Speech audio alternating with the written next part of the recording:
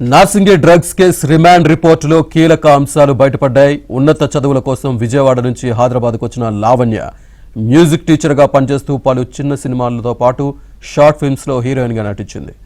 ఈ క్రమంలో జల్సాలకు అలవాటు పడిన లావణ్య డ్రగ్స్ కేసులో పట్టుబడింది. అలాగే వరలక్ష్మి టిఫిన్స్ డ్రగ్స్ కేసులోనూ లావణ్య అనుమానితురాలుగా ఉంది. కొంతకాలంగా ఉనీత్ అనే వ్యక్తి ద్వారా డ్రగ్స్ తెప్పించుకోవడంతో పాటు సినీ పరిశ్రమలో పలువురికి డ్రగ్స్ సరఫరా చేసినట్లుగా పోలీసులు అనుమానిస్తున్నారు. పలువురు వీఐపీలతో పరిచయాలున్నట్లు గుర్తించిన పోలీసులు కోర్టు అనుమతితో లావణ్యను కస్టడీలోకి తీసుకుంటామని తెలిపారు.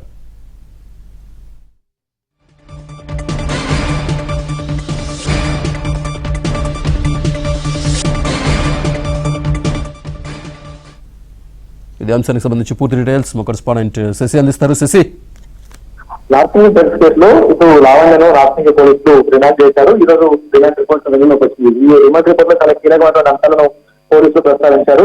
విజయవాడ నుంచి ఉన్నత సేవల కోసం లావణ్య గత కొన్నేళ్ల క్రితం హైదరాబాద్ వచ్చింది. అయితే ఇక్కడ జల్పాలకు అలవాటు పడినటువంటి లావణ్య ఆ తర్వాత టాలీవుడ్ లో కూడా ఛాన్స్ల కోసం ప్రయత్నించి విఫలమైంది. అనంతరం మ్యూజిక్ టీచర్ గా పనిచేస్తూ చిన్న చిన్న సినిమాల్లోనూ నటిస్తూ ఉంది. అలాగే షార్ట్ ఫిల్మ్ లో కూడా హీరోయిన్ గా నటిస్తున్నటువంటి సందర్భం అయితే ఉంది.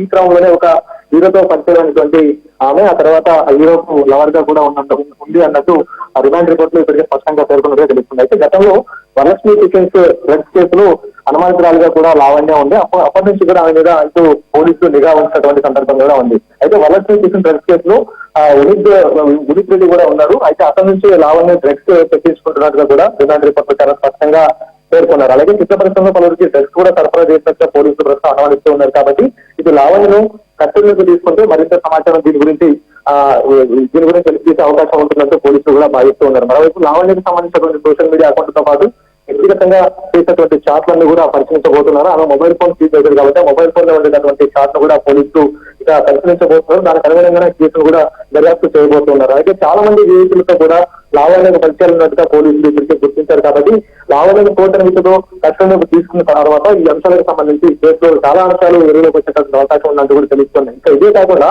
లావణ్యతో పాటు ఉనిత్ రెడ్డి అలాగే ఇందిరా మీద కూడా కేసు నమోదు చేశారు. ఉనిత్ రెడ్డి మీద ఇప్పటికే 2 కేసులు ఉన్నాయి. అందులో ఒక ఎన్డీపీఎస్ కేసు కూడా ఉంది. అలాగే ఇందిరా పైన కూడా కేసు నమోదు చేశారు. అయితే ప్రస్తుతం లావణ్య మాత్రమే పట్టుబడింది. పరారులో ఉనిత్ రెడ్డి ఉన్నారు. అలాగే ఇందిరా కూడా పరంలోనే ఉన్నారు. ఈ ముగ్గురు కలిసి డ్రగ్స్ సేవించేవారు.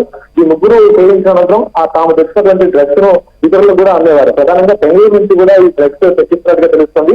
ఉనిత్ రెడ్డి బెంగళూరు నుంచి డ్రగ్స్ తెప్పించి ఇక్కడ హైదరాబాద్ లో ఇందిరా చేత లావణ్య చేత సుమారుగా 6,000 రూపాయల వరకు గ్రామ్ వరకు కూడా విక్రయించేవారంటూ కూడా పోలీసులు తమ రిమాండ్ రిపోర్ట్ లో స్పష్టంగా పేర్కొన్నారు. ప్రస్తుతం ఇద్దరు కూడా ఉనిత్ రెడ్డి ఇందిరా ఇద్దరు కూడా పరారులో ఉన్నారు. కాబట్టి వారు పట్టుబడిన తర్వాత వారు రిమాండ్ చేసేటటువంటి అవకాశం అయితే ఉంది.